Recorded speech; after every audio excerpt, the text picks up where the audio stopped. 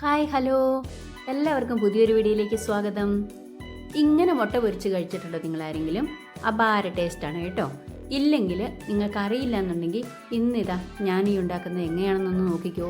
കുറച്ച് ചുവന്നുള്ളി, കുറച്ച് ഇഞ്ചി, പിന്നെ പച്ചമുളക്, കാന്താരിയോ കൊമ്പുമുളകോ എന്തുമാകാം, പിന്നെ ഉപ്പ്, കറിവേപ്പില, തേങ്ങ, ഇത്രയും സാധനങ്ങൾ നന്നായിട്ട് അരച്ചെടുക്കണം. ചെറിയ ഒരു തരിതരിപ്പോട് കൂടി അരച്ചെടുക്കാം. ഒത്തിരി വെണ്ണ പോലെ അരയേണ്ട ആവശ്യമില്ല. അതുപോലെ തന്നെ വെള്ളം ഒരുപാട് ഒഴിക്കരുത്, ഒന്ന് അരഞ്ഞു കിട്ടാൻ മാത്രമേ ഒഴിക്കാവുള്ളൂ. പിന്നീട് നമുക്ക് മുട്ട, ഈ അരപ്പിന് ആനുപാതികമായ മുട്ടയാണ് എടുക്കേണ്ടത് കേട്ടോ. ഞാനിപ്പോൾ ഇവിടെ ഒരു 4 മുട്ടയാണ് എടുത്തത്. അത് വലിയ വലിപ്പമൊന്നും ഉള്ളതുമല്ല.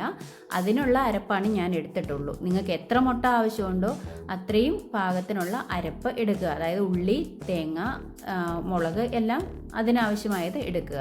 മുട്ടയും കൂടി ഉടച്ചൊഴിച്ച ശേഷം നന്നായിട്ടൊന്ന് അടിച്ചെടുക്കുക. നന്നായിട്ട് അടപ്പ് മുറുക്കിയതിന് ശേഷം മാത്രം നമ്മളൊന്ന് കൈ പിടിച്ചിട്ട് വേണം അടിക്കാൻ കേട്ടോ. അല്ലെങ്കിൽ ചിലപ്പോൾ ചീറ്റിത്തെറിച്ചൊക്കെ പോകുവേ.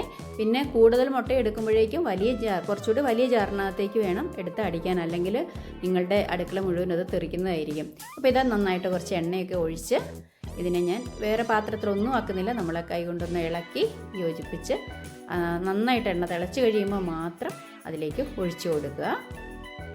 പിന്നെ നമ്മളൊന്ന് മൂടി വെക്കുക. പിന്നെ നല്ല നിരന്ന പാത്രമാണെങ്കിൽ ദോശക്കല്ല് പോലെ പാനോ എന്തെങ്കിലും ആണെന്നുണ്ടെങ്കിൽ കുറച്ചുകൂടി നിരന്ന് കിട്ടും. പിന്നെ ഇതാവുമ്പോൾ നമ്മളൊന്ന് ചുറ്റിച്ചൊക്കെ കൊടുക്കണം.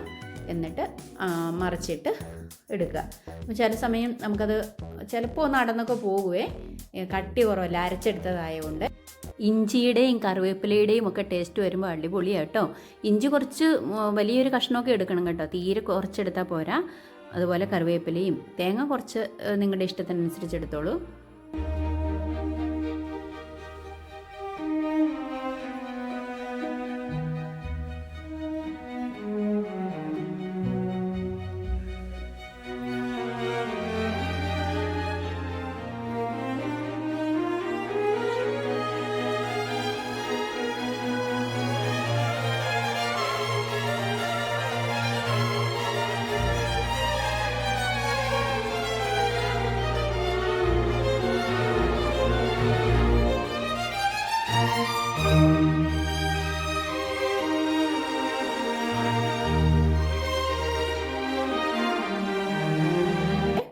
അപ്പോൾ നിങ്ങളെല്ലാവർക്കും ഇത് ഇഷ്ടപ്പെട്ടു എന്ന് വിചാരിക്കുന്നു. അപ്പോൾ എൻ്റെ ചാനൽ സബ്സ്ക്രൈബ് ചെയ്യാതെ കാണുന്നവരൊന്ന് സബ്സ്ക്രൈബ് ചെയ്യുക. നിങ്ങൾ കമൻറ്റുകളായിട്ട് നിങ്ങളുടെ ഇഷ്ടങ്ങളെ ഒന്ന് അറിയിക്കുക. അതുപോലെ ലൈക്ക് ചെയ്യാൻ മറക്കരുത്, മറ്റുള്ളവർക്ക് ഷെയർ ചെയ്ത് കൊടുക്കാൻ മറക്കരുത് കേട്ടോ. ഓക്കെ, അപ്പോൾ എല്ലാവർക്കും നല്ലൊരു വീഡിയോയുമായിട്ട് ഇനി ഞാൻ വീണ്ടും വരുന്നത് വരെ എല്ലാവർക്കും ടാറ്റാ.